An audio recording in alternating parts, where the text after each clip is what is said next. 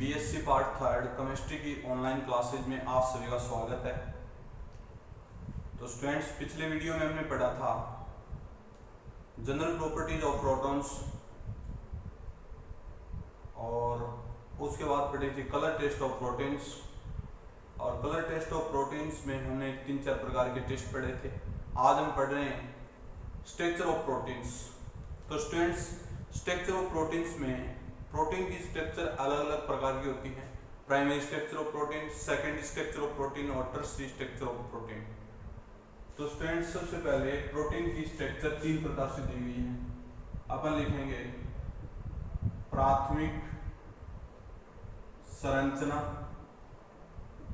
दूसरी क्या लिखेंगे द्वितीयक संरचना, द्वितीयक संरचना और फिर क्या लिखेंगे तृतीयक संरचना।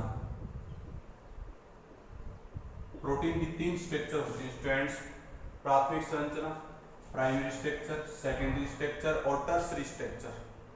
तो स्टूडेंट्स, सबसे पहले हेडिंग डालेंगे प्रोटीन की प्राथमिक संरचना। यहां लिखेंगे प्रोटीन की प्राथमिक संरचना, प्राइमरी स्ट्रक्चर ऑफ प्रोटीन। यहां क्या लिखेंगे प्राइमरी स्ट्रक्चर ऑफ प्रोटीन। तो स्टूडेंट्स, प्रोटीन की प्राइमरी स्ट्रक्चर में क्या होता है कि अमीनो एसिड्स होते हैं। अमीनो एसिड की सीक्वेंस निर्धारित की जाती है और अमीनो एसिड्स की सीक्वेंस में ये देखा जाता है कि कौन से अमीनो एसिड का सीक्वेंस कहां पर होगा और एक अमीनो एसिड्स का एक ढांचा तैयार किया जाता है, एक स्ट्रक्चर तैयार की जाती है जिसके आधार पर प्रोटीन का निर्माण होता है। तो प्रोटीन की प्राइमरी स्ट्रक्चर में जो पेप्टाइड्स बनते हैं, पेप्टाइड्स, उसका निर्धारण होता है। जैसे 2 अमीनो एसिड्स आपस में जुड़ जाएंगे तो एक पेप्टाइड्स बनेगा। उस पेप्टाइड्स को अपन क्या कहेंगे डाइपेप्टाइड्स। क्या कहेंगे डाइपेप्टाइड्स। और 2 से अधिक 3 अमीनो एसिड जुड़ जाएं तो उसे क्या कहेंगे ट्राइपेप्टाइड्स। और 4 अमीनो एसिड जुड़ जाएं तो उसे क्या कहेंगे टेट्रापेप्टाइड्स। और बहुत सारे जुड़ जाएं तो उसे क्या कहेंगे पॉलीपेप्टाइड्स। और प्रोटीन एक प्रकार से अमीनो अम्लों का पॉलीपेप्टाइड्स है या पॉलीपेप्टाइड्स पॉलीमर है। प्रोटीन को क्या कहेंगे अमीनो एसिड्स का पॉलीपेप्टाइड पॉलीमर है और इस पॉलीमर द्वारा ही प्रोटीन की प्राइमरी स्ट्रक्चर डिसाइड की जाती है। अब प्राइमरी स्ट्रक्चर में ये देखा जाता है कि कौन सा अमीनो ग्रुप कहां आएगा और अमीनो एसिड की सीक्वेंस होने के बाद उसमें वीक बॉन्ड बनते हैं। ये वीक बॉन्ड कौन से हो सकते हैं हाइड्रोजन बॉन्ड हो सकते हैं, आयनिक बॉन्ड हो सकते हैं, सैसियोजो बॉन्ड हो सकते हैं। ये सभी वीक बॉन्ड होते हैं और वीक बॉन्ड की वजह से इसमें प्रोटीन की प्राइमरी स्ट्रक्चर डिसाइड होती है। जैसे ग्लाइसिन है, ग्लाइसिन HN, यहां लिख देता हूं मैं HNH CH2 COOH, एक ग्लाइसिन है। इसके साथ अगर दूसरा कोई ग्लाइसिन जोड़ें तो पेप्टाइड देखो कैसे बनता है। आपको मैंने बताया था पिछले टर्न पे। यहाँ लिखेंगे H, यहाँ लिखेंगे CH2, यहाँ CO, फिर यहाँ क्या बनेगा NH, फिर CH2 और फिर CO और आगे लिखेंगे इसका CO और इधर NH। तो ये एक प्रकार से क्या बन गया पेप्टाइड्स। क्या बोलेंगे इसको पेप्टाइड्स। क्या बोलेंगे पेप्टाइड्स। और पेप्टाइड, बहुत सारे पेप्टाइड आपस में जुड़ जाएं तो उसे क्या कहेंगे पॉलीपेप्टाइड। और पॉलीपेप्टाइड ही क्या होते हैं प्रोटीन की प्राइमरी स्ट्रक्चर बनाते हैं।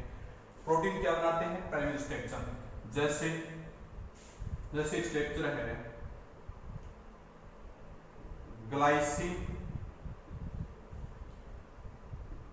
Glycine alanine serine. तो ग्लाइसिन स्ट्रक्चर क्या होती है स्टूडेंट देखो NH और यहां लिखेंगे CH2 CO, यहां पर पेप्टाइड बॉन्ड, फिर आएगा NH, फिर CH, फिर CH3 एलानिन आ जाएगा और फिर आ जाएगा CO और फिर पेप्टाइड बॉन्ड NH, फिर क्या आएगा CH2 और नीचे क्या आएगा CH2OH और यहाँ क्या आएगा C double bond OH।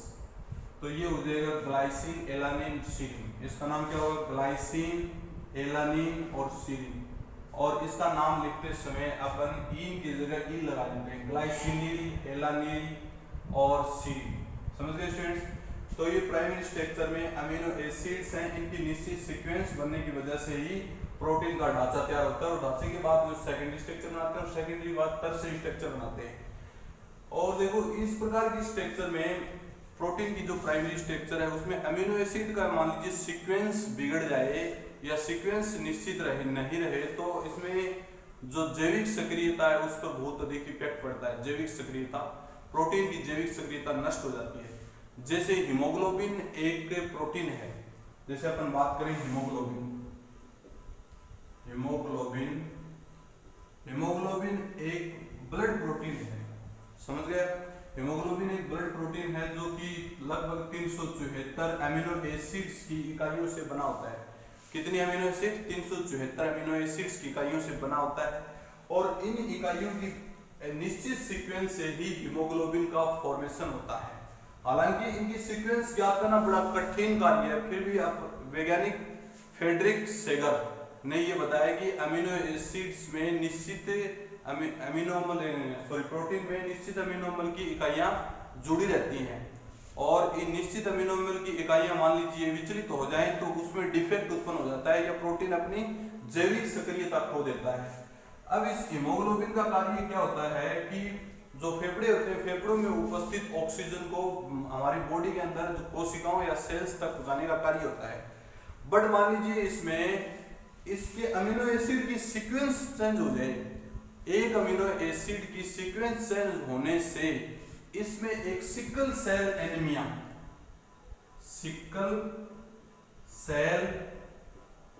Anaemia नामक रोग हो जाता है। सिकल सेल एनीमिया यानी सिकल सेल एनीमिया की वजह से बॉडी के अंदर से अत्यधिक मात्रा में रक्त का रिमूव होता है, उसे बोलते हैं सिकल सेल एनीमिया। और टाइम से पहले व्यक्ति की क्या हो जाती है? डेथ हो जाती है। हीमोग्लोबिन में अमीनो एसिड्स में प्रोलिन की जगह एलानिन आने की वजह से एक डिजीज हो जाती है, उसे क्या बोलते हैं? Sickle cell anaemia. और सिकल सेल एनीमिया की वजह से व्यक्ति की डेथ हो जाती है। इसलिए अमीनो एसिड्स की सीक्वेंस होना बहुत जरूरी है और सीक्वेंस नहीं होगी तो प्रोटीन अपनी जैविक सक्रियता को नष्ट कर देगा। समझ गए स्टूडेंट्स। तो ये प्रोटीन की प्राइमरी स्ट्रक्चर है और प्राइमरी स्ट्रक्चर में सीक्वेंस का निर्धारित किया जाता है किसका? अमीनो एसिड्स का। उसके बाद नेक्स्ट हेडिंग डालें प्रोटीन की द्वितीयक structure, secondary structure of proteins. यहां लिखेंगे प्रोटीन की द्वितीयक स्ट्रक्चर, प्रोटीन की द्वितीयक संरचना। द्वितीयक संरचना तो स्टूडेंट प्रोटीन की द्वितीयक संरचना में देखो जो बॉन्ड होते हैं ना अमीनो एसिड्स में, जो पॉलीपेप्टाइड्स बनते हैं पेप्टाइड के मध्य, वो बॉन्ड क्या हो जाते हैं? अत्यधिक गहरे हो जाते हैं और वलयकार हो जाते हैं और इस प्रकार से प्रोटीन की द्वितीयक संरचना बनती है। और द्वितीयक संरचना दो प्रकार की होती है स्टूडेंट। कितने प्रकार की होती है? दो प्रकार की होती है। एक तो होती है अल्फा हेलिक्स संरचना। क्या नाम है? अल्फा हेलिक्स संरचना। और दूसरी होती है बीटा परत संरचना या बीटा प्लेट स्ट्रक्चर। एक तो होती है अल्फा हेलिक्स संरचना और बीटा परत संरचना या चतुर्नुमा संरचना। आप इसको लिख सकते हैं चतुर्नुमा संरचना। दो संरचना होती है स्टूडेंट्स, कौन कौन सी? एक तो अल्फा हेलिक्स संरचना और दूसरी बीटा परत संरचना या चतुर्नुमा संरचना। तो सबसे पहले अपन पढ़ेंगे, हेडिंग डालें अल्फा हेलिक्स संरचना। अल्फा प्रोटीन के अल्फा हेलिक्स संरचना में विभिन्न प्रकार के अमीनो अम्ल एक हेलिक्स नुमा संरचना बनाते हैं। एक हेलिक्स नुमा संरचना बनाते हैं और उन हेलिक्सों के मध्य जो बॉन्ड होते हैं वो बॉन्ड या तो हाइड्रोजन बॉन्ड होंगे या सल्फाइड बॉन्ड होंगे या आयनिक बॉन्ड होंगे, और एक घुमावदार मेरुरुजु जो अल्फा हेलिक्स संरचना है, इसीलिए इस स्ट्रक्चर को अपन बोलते हैं अल्फा हेलिक्स स्ट्रक्चर। क्या बोलते हैं?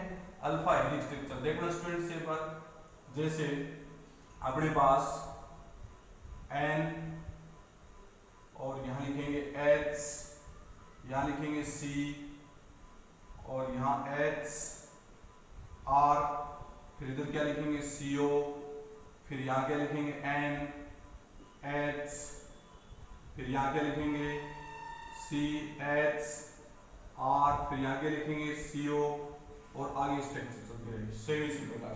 तो ऐसी स्ट्रक्चर बनती है, उस स्ट्रक्चर को अपन क्या बोलते हैं? Alpha helix structure. क्या बोलते हैं? Alpha helix structure.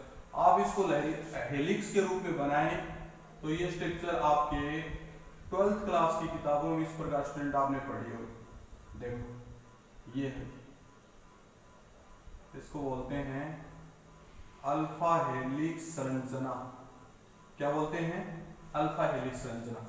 अब देखो इसमें हाइड्रोजन बॉन्ड ऐसे होंगे, वीक बॉन्ड, ये बॉन्ड हो गया, ये बॉन्ड हो गया, ये बॉन्ड हो गया, ये बॉन्ड हो गया, और इसको ऐसे माने और इसको ऐसे माने।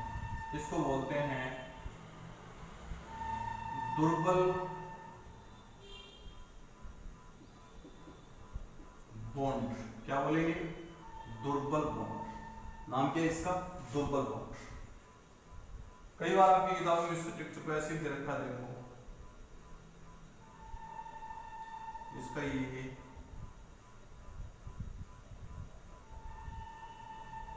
स्ट्रक्चर ये यहां से, ये यहां से, ये यहां से।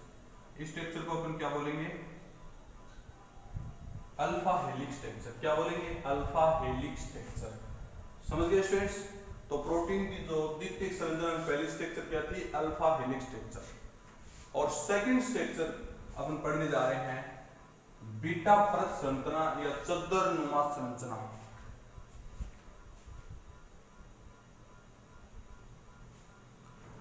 बीटा परत संरचना या चद्दरनुमा संरचना। इस प्रकार की स्ट्रक्चर में स्टूडेंट्स विभिन्न प्रकार के अमीनो अम्ल इस प्रकार से अपने आप को व्यवस्थापित कर लेते हैं कि उनमें ओपन वाले स्ट्रक्चर या चद्दरनुमा संरचना बन जाती है। अमीनो अम्ल जो होते हैं, जो पॉलीपेप्टाइड बनाते हैं, पॉलीपेप्टाइड इस प्रकार से अपने आप को व्यवस्थापित कर लेते हैं कि उनमें एक चद्दरनुमा संरचना या परतनुमा संरचना का निर्माण हो जाए। ये स्ट्रक्चर अल्फा हेलिक्स स्ट्रक्चर की तुलना में ज्यादा दक्ष है, क्योंकि इसमें जो बॉन्ड होते हैं, जो हाइड्रोजन बॉन्ड होते हैं, सल्फाइड बॉन्ड होते हैं, वो ज्यादा गहरे होते हैं और इनकी वजह से स्ट्रक्चर ज्यादा स्टेबल होती है। स्ट्रक्चर क्या होती है? ज्यादा स्टेबल होती है। देखना स्टूडेंट्स, दूसरी जो स्ट्रक्चर है वो अपन करने जा रहे हैं बीटा परत संरचना। बीटा परत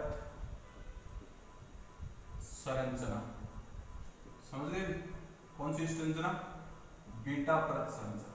तो इसको आप ऐसे लिखेंगे NH, यहां पर लिखेंगे CH2, यहां पर लिखेंगे CO और फिर यहां लिखेंगे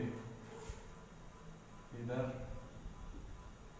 CO, फिर इसके आगे CH2, फिर इसके आगे N और फिर H, इसके साथ ये स्ट्रक्चर। आप थोड़ा इसको बड़ा कर सकते हो, यहाँ लिख देंगे N, यहाँ लिख देंगे H। आप इसको इस प्रकार से बना सकते हो। फिर आगे क्या होगा? देखो यहाँ C डबल बॉन्ड O, फिर आगे CH2, फिर आगे NH, फिर आगे यहाँ लिखेंगे C, फिर डबल बॉन्ड, फिर क्या लिखेंगे CH2, फिर क्या लिखेंगे इधर CO। समझ गए? और CO किसके साथ जोड़ेंगे? फिर इसके साथ जोड़ेंगे। इस प्रकार से आगे सारी स्ट्रक्चर चलती रहेगी। और नीचे भी इसमें क्या करेंगे? यहाँ पर देखो यहाँ जो स्ट्रक्चर यहाँ क्या लिखेंगे N, यहाँ क्या लिखेंगे CH2, यहाँ क्या लिखेंगे CO और यहाँ क्या लिखेंगे O, यहाँ क्या लिखेंगे N H और फिर आगे क्या लिखेंगे CO, फिर क्या लिखेंगे CH2, फिर क्या लिखेंगे N, फिर क्या लिखेंगे H और इसको फिर किससे मिला देंगे इस प्रकार स्ट्रक्चर से। सेम इसी प्रकार से यहाँ क्या लिखेंगे C डबल बॉन्ड O, फिर यहाँ क्या लिखेंगे CH2, यहाँ क्या लिखेंगे N और यहाँ क्या लिखेंगे H, फिर इससे मिला देंगे। इस प्रकार एक परतनुमा स्ट्रक्चर यानी चद्दरनुमा स्ट्रक्चर का फॉर्मेशन होगा जिसे अपन बोलते हैं बीटा परत स्ट्रक्चर या लहरियादार स्ट्रक्चर। समझ गए कौन सी स्ट्रक्चर, बीटा परत स्ट्रक्चर या लहरियादार स्ट्रक्चर। ये प्रोटीन की द्वितीयक संरचना, कौन सी स्ट्रक्चर थी द्वितीयक संरचना। अब तीसरी जो स्ट्रक्चर है वो लिखेंगे प्रोटीन की तृतीयक संरचना। यहां लिखेंगे 3 नंबर प्रोटीन की तृतीयक संरचना। तो स्टूडेंट्स प्रोटीन की जो तृतीयक संरचना है उसको अपन गोलाकार संरचना भी कह सकते हैं। क्या कह सकते हैं, गोलाकार संरचना। इस प्रकार की संरचना में जो अमीनो एसिड्स होते हैं पॉलीपेप्टाइड्स में वो गोलाकार वलय बना लेते हैं। क्या बना लेते हैं, गोलाकार वलय बना लेते हैं। जो हेलिक्स बन रही थी वो हेलिक्स क्या हो जाती है, ज्यादा सर्पिलाकार हो जाती है और ज्यादा सर्पिलाकार होने से वो एक प्रकार से स्फेरिकल हो जाती है, गोलाकार हो जाती है, जिससे प्रोटीन अधिक दक्ष हो जाता है। और इस प्रकार की स्ट्रक्चर अत्यधिक स्टेबल है, इसलिए इस स्ट्रक्चर को अपन अगली स्ट्रक्चर में कन्वर्ट नहीं कर सकते। और सबसे ज्यादा जो स्टेबल स्ट्रक्चर होती है वो प्रोटीन की तृतीयक स्ट्रक्चर ही होती है। इसीलिए इस स्ट्रक्चर के बाद प्रोटीन की कोई अगली स्ट्रक्चर नहीं हो सकती। और प्रोटीन की तृतीयक स्ट्रक्चर जैसे अंडे की एल्ब्यूमिन प्रोटीन होती है उसके अंदर जो स्ट्रक्चर होती है वो प्रोटीन की तृतीयक स्ट्रक्चर देखी जा सकती है। और इस स्ट्रक्चर के अंदर मुख्य रूप से 4 प्रकार के हाइड्रोजन बॉन्ड पाए जाते हैं।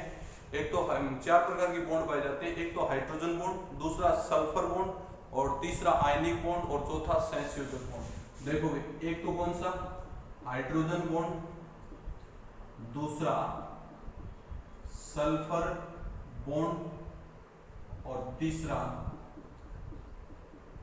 आयनिक बॉन्ड और चौथा कोवलेंट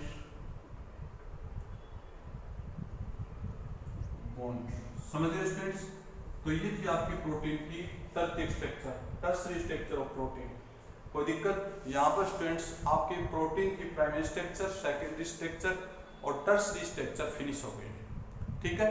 और प्रोटीन की स्ट्रक्चर फिनिश, यहाँ पर प्रोटीन फिनिश हो जाता है। नेक्स्ट पीरियड में अपन पढ़ेंगे न्यूक्लिक एसिड्स।